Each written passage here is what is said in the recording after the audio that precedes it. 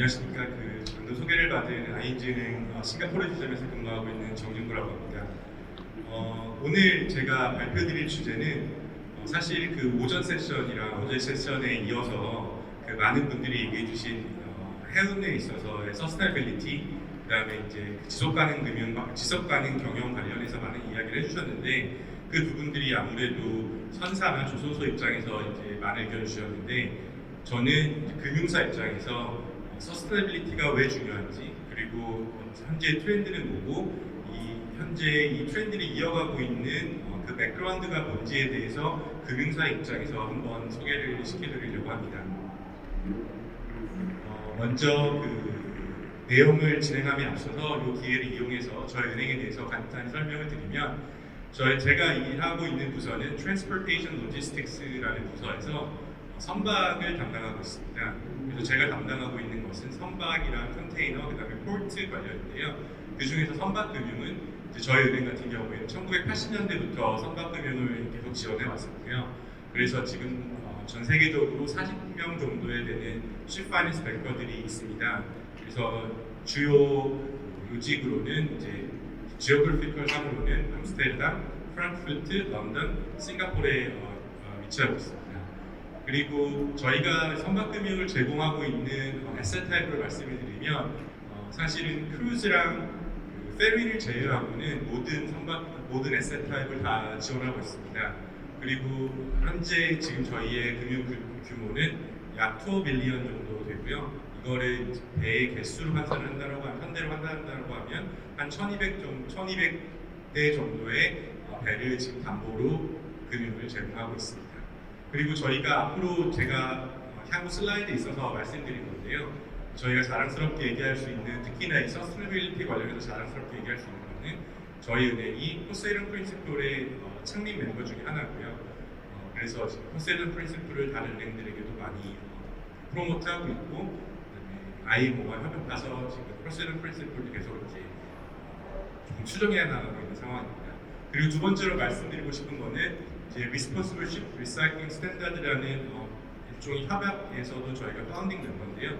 이 부분은 많이 알고 계시는 홍콩 선박에 이제 해선을 할 때, 해체를 할 때 홍콩 컨벤션이나 EU에 따라서 선박을 해체할 수 있도록 하는 거를 장려하는 이니셔티브 중에 하나인데요. 저희 은행이 또 이 이니셔티브 중에 파운딩 멤버로 되어 있습니다.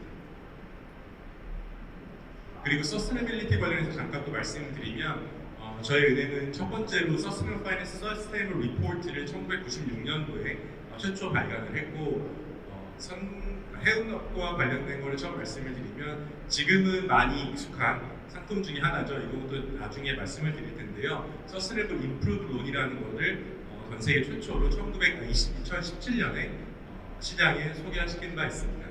그리고 아까 말씀드렸던 저희 은행은 포세이돈 프린시플 파운딩 멤버고 Responsible Ship Recycling Standard도 마찬가지고요.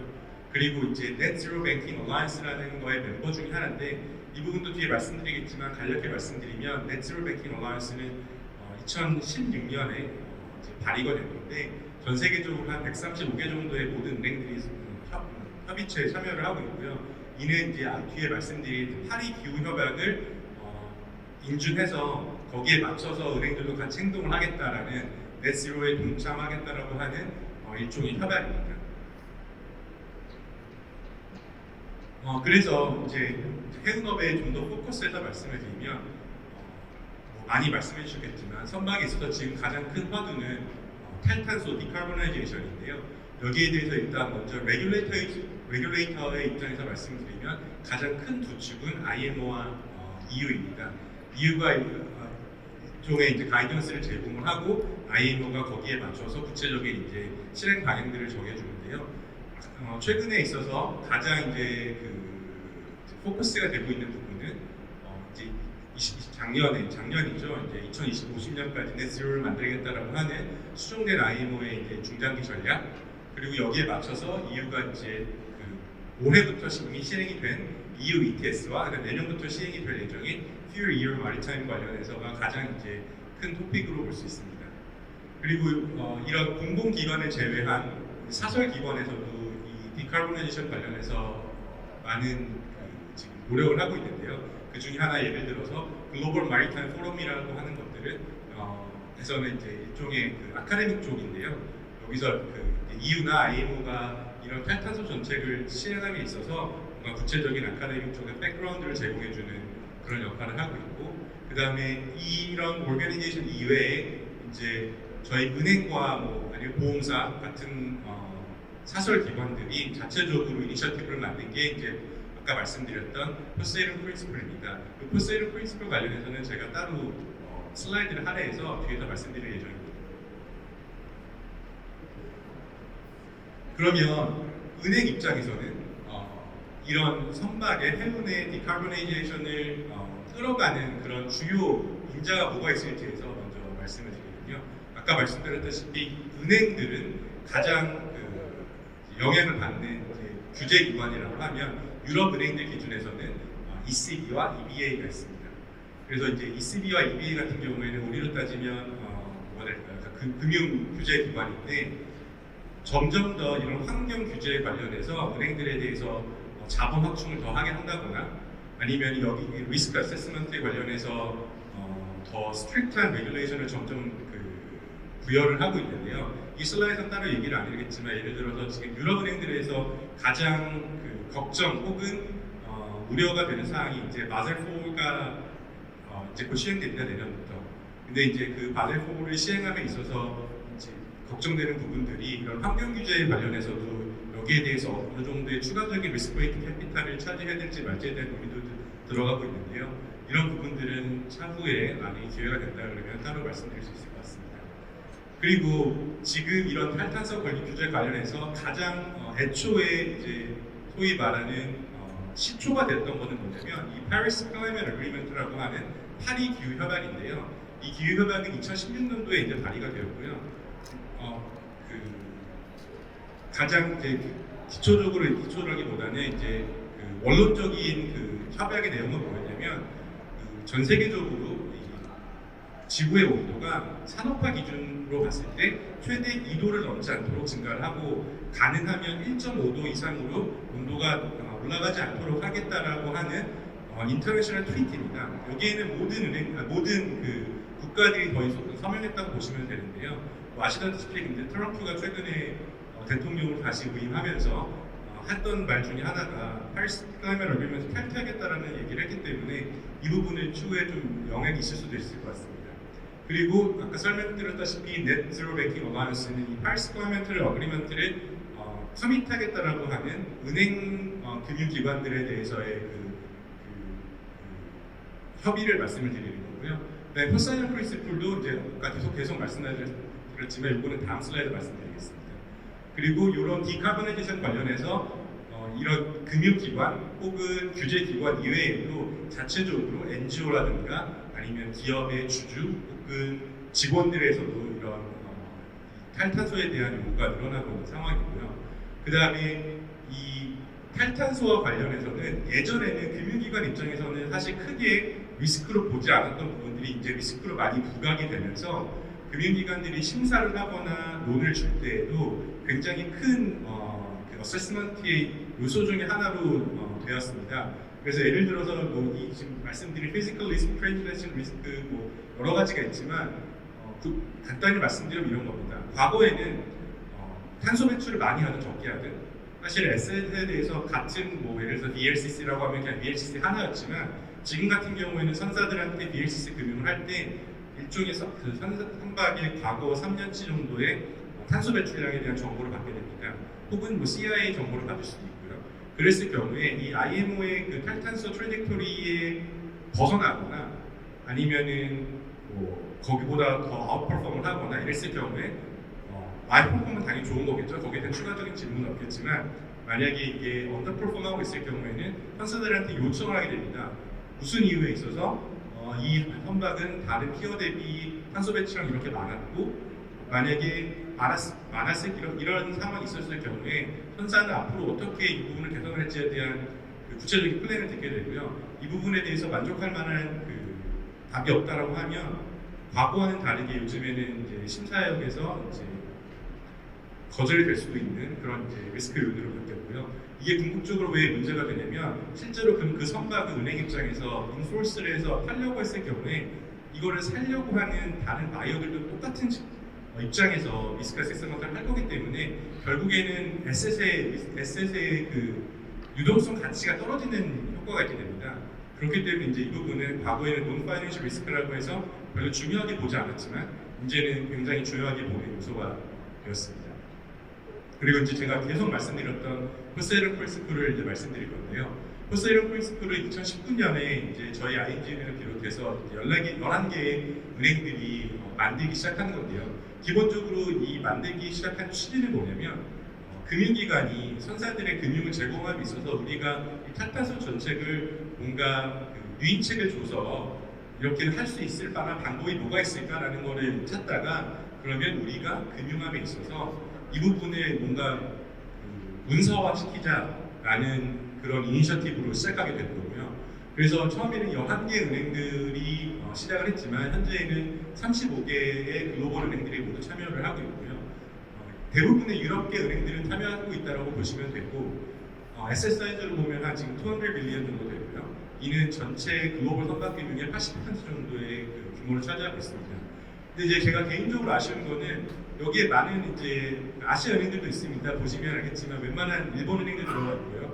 OCBC 같은 이제 동남아 싱가포르 은행들 들어 있는데 한국 은행들은 아직 한 명도 포세이런 프린시플에 참여를 하고 있지 않습니다. 그래서 이제 어제도 그렇고 오늘도 그렇고 제가 최근에 계속 이런 선박 금융 관련 포럼을 들어다 보면 이런 서스테이너빌리티, 서스테이너 파이낸스 관련된 얘기를 엄청 많이 하시는데 실질적으로는 포세이런 프린시플에 참여하시는 거를 좀 어려워하시거나 꺼려하시는 국내 금융들이 대부분이시기 때문에 제 개인적으로는 이 부분에 대해서는 좀 더 긍정적으로 봐주셨으면 하고요.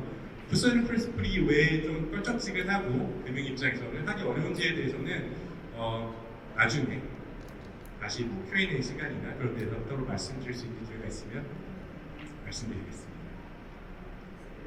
그래서 이제 아웃룩을 보면 그러면 이제 선박 금융사 저희 입장에서는 그러면 앞으로 이런 탈탄소를 하기 위한 에너지 트랜지션에 있어서 전망은 어떻게 될 것이냐 봤을 때는 단기적으로는 아직은 그 대체 연료라는 거에 대해서 구체적으로 방향성이 정해져 있지 않기 때문에 향후 2, 3년 동안에는 그런 대체 연료에 대한 극적인 전환보다는 아무래도 에너지의 효율성을 높이기 위한 그런 작은 사이즈의 리트로핏이 이제 이루어질 거라고 보고 있고요. 그래서 이제 여전히 아직은 대안이 그나마 가장 확실한 LNG가 듀얼 베슬에 있어서는 주요 역할을 차지할 거라고 보고 있습니다. 그리고 이제 바이오퓨얼 에너지 관련해서는 이제 다른 거와 혼합해서 쓸 수 있는 건지에 대한 연구가 계속 진행이 될 것 같고, 그 다음에 그 대체 연료 중에서는 그나마 아직 피지빌리티가 가장 앞서 나갔다고 생각하고 있는 암모니아, 메탄올 쪽에서 이제 연구가 계속 진행될 거라고 보고 있습니다.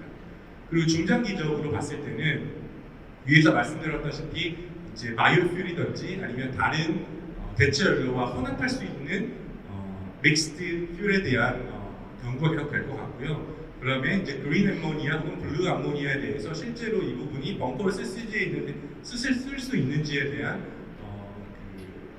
답변이 나올 거라고 생각합니다. 그리고 그 답변이 나왔을 때를 대비해서 이제 실제로 그러면 위에서 말씀드렸다시피 단기적으로는 리트로핏이 LNG 듀얼 퓨얼을 제외하고는 이제 이루어지지 않을 것이라고 보는데 중장기적으로는 이제 암모니아나 혹은 메탄올에 대해서 피지빌리티 스터디가 어느 정도 완성이 됐다고 하면 이 부분에 대한 이제 리트로핏에 대한 연구라기보다는 의사결정이 활발히 일어날 거라고 보고 있고요. 근데 이와는 무관하게 LNG는 여전히 가장 이제 중요한 대체 연료의 트랜지션 연료로서는 가장 향후 10년 동안에는 쓸 것으로 보고 있습니다. 그러면 이제 장기적으로 어떻게 될 것 같냐라고 봤을 때는 어제 많은 세션에서 얘기해 주셨지만 암모니아와 이제 메탄올에 대해서 실제로 많은 연구 결과가 있을 것이고 그에 따라서 그러면 과연 암모니아나 메탄올 혹은 수소가 대체 연료로서의 가능성이 있을지에 대한 결정이 나올 거라고 보고 있습니다. 그래서 그에 맞춰서 신조 발전도 만약에 되어 있다고 하면 지금처럼 DF가 아닌 실제로 대체 연료로만을 쓸 수 있는 베슬이 개발될 수 있을 거라고 보고요. 그 다음에 리트로핏도 훨씬 더 활발하게 이루어질 거라고 보고 있습니다. 현재는 아까 오전 세션에서 H맨분도 말씀해 주셨지만 지금 리트로핏, 특히나 이제 엔진을 리트로핏을 할 수 있는 선사들 같은 경우에는 자금력이 풍부한 소수의 선사들만 가능한 건데요. 이제 이때 이제 10년 이후에 장기적으로 봤을 때는 이미 어느 정도 검증이 된 거라고 한다라고 하면 리트로핏도 중소형 선사들도 가능할 수 있지 않을까라고 생각하고 있습니다. 그리고 이 부분은 이제 선사들이 만약에 저희 같은 은행이 왔을 때 서스테이너블 파이낸스의 프로덕트가 뭐냐라고 물어보신다라고 하면 가장 흔하게 받을 수 있는 세 가지 프로덕트를 말씀드린 겁니다. 첫 번째로 보시는 거는 이제 그린 론인데요. 두 번째가 서스테이너블 링크 론, 세 번째가 트랜지션 론입니다. 일단 가장 큰 차이점이라고 한다라고 하면 그린 론과 서스테이너블 링크 론의 차이는 자금의 사용 목적에 있습니다.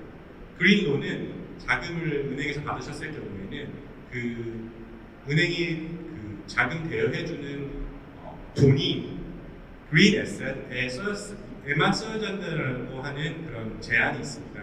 하지만 서스테이너블 링크 론은 그런 제한이 있는 게 아니고요. 이제 선사라고 봤을 때 바로가 선사와 일종의 두세 개 정도의 KPI를 서로 어그리를 하고요. 환경 ESG 관련된 KPI입니다. 그걸 어그리를 하고 그거를 맞추기만 하면 일종의 베네핏으로 마진을 디스카운트할 수 있는 혜택을 받게 되고 그와 이제 반대급부로는 여기에 쓸 수 있는 그러니까 그걸로 조달된 자금은 무조건 그린 에셋에 써야 된다는 게 아니라 워킹 캐피탈도 쓸 수 있고 일종의 자금의 사용 목적에 대한 제한이 따로 없습니다. 그리고 트랜지션 론은 지금 현재 마켓에서 활발히 얘기가 진행되고 있는 론 중에 하나입니다. 왜냐라고 하면 이 트랜지션이라고 하는 것은 현재 지금 당장은 그린이라고 볼 수 없지만 혹은 회사가 지금은 그런 서스테이너블 관련된 이니셔티브가 많지 않지만 내가 자금만 있다라고 하면 나는 구체적으로 어떤 플랜을 할 수 있다라는 그런 식의 프레임워크를 제공을 해준다라고 하면 은행이 그걸 믿고 자금을 제공해주는 그래서 에너지 트랜지션을 할 수 있게끔 해주는 론을 말합니다. 그래서 이제 이름을 트랜지션 론이라고 했는데요. 이 트랜지션 론은 그린 론이나 서스테이너블 링크 론과 다르게 아직 글로벌하게 스탠다드가 정형화된 게 없습니다. 그렇기 때문에 각 은행들마다의 자기만의 프레임워크가 있기 때문에 약간 은행들마다 내용은 좀 약간 다를 수 있습니다. 그래서 그러면 이제 저희 은행뿐만 아니라 금융사들이 이런 선박의 에너지 트랜지션에 있어서 어떤 역할을 해야 되느냐라고 봤을 때 물론 이제 아까도 말씀드렸다시피 저희 포사이런 프린시플 시그너터리 하나로서 이제 카본 인텐시티나 에너지 인텐시티 같은 거에 정보를 받는 것도 매우 중요하지만 여전히 이게 이제 유일한 이제 저희 크레딧 디시전에 영향을 돼서는 안 되고요. 그 다음에 이제 회사의 전략이라든지 그다음에 앞으로 이 회사가 어떻게 그 에너지 트랜지션에 대해서 잘 이끌고 나갈 수 있는지에 대한 스트레치를 잘 살펴보는 게 중요하다고 생각합니다. 그럼 이제 마지막으로는 이제 저희의 금융 전략, 선사의 탈탄소를 도와주기 위한 금융 전략이 뭐가 있을지를 말씀드리고 저희 발표를 끝내려고 하는데요. 그러면 저희가 할 수 있는 것들은 아까 말씀드렸다시피 리트로핏에 대한 지속적인 금융을 제공을 해야 되고요. 그 다음에 이 밸류 체인에 관련해서 계속 모니터를 해서 은행들이 인더스트리의 디벨롭에 뒤지지 않도록 그래서 거기에 대한 금융 니즈가 있었을 경우에 즉각적인 대응이 가능하도록 하는 모습이 필요하고요. 그 다음에 중요한 거는 은행들은 굉장히 보수적인 집단이기 때문에 새로운 에셋이 나왔을 경우에 거기에 대해서 리스크를 잘 담지 않으려고 하는 성향이 있습니다. 그래서 예를 들어서 CO2 캐리어 같은 경우가 나왔을 경우에는 기본적인 입장이라고 하면 너무 비싸다. 아직 증명이 되지 않아 있다. 그렇기 때문에 리퀴디티가 떨어지니까 우리는 보수적으로 접근할 거다라는 게 일반적인 은행의 스탠스일 텐데요. 그런 거를 좀 적극적으로 마인드를 바꿔서 이런 부분에 있어서는 리스크 애피타이트를 좀 더 올리는 게 좋겠다라는 게 저희 생각입니다. 그리고 인더스트리 관점에서 보면 아까 오전에 말씀해 주신 그린 코리도로 얘기가 있고요. 근데 이제 여기서 강조하고 싶은 거는 이겁니다. 저희가 계속 이런 탈탄소 혹은 에너지 전환 관련 얘기했을 때 암묵적으로 얘기하고 있는 것들은 주요 타겟 고객들은 큰 현사들, 메이저 현사들입니다. 근데 그런 회사들은 사실은 저희 은행에 도움이 없다 하더라도 자기 자체적인 자금력이 있기 때문에 어느 정도 이런 파고를 거칠 수 있겠지만 사실은 더 많은 부분을 차지하고 있는 게 중소형 회사들인데 저희 같은 은행들 사실은 중소형 회사들을 잘 금융을 제공하기가 쉽지 않은 상황입니다. 그랬을 경우에 누군가 역할이 필요한데 전 여기서 되게 중요한 역할을 해야 될 부분들이 멀티레터럴이라든지 아니면 인더스트리 바디, 한국으로 따지면 일종의 해진공 혹은 이제 공사, 다른 이제 뭐 한만청이라든지 부산항만청, 울산항만청 같은 그런 이제 공기업들의 도움이 필요하다고 생각합니다. 그렇게 된다라고 하면 저희 같은 금융기관들도 그런 공기업의 그 크레딧을 보고 들어갈 수 있는 부분들이 있기 때문에 이 부분은 굉장히 인더스트리와 그 협업할 수 있는 부분이 많다라고 생각하고요.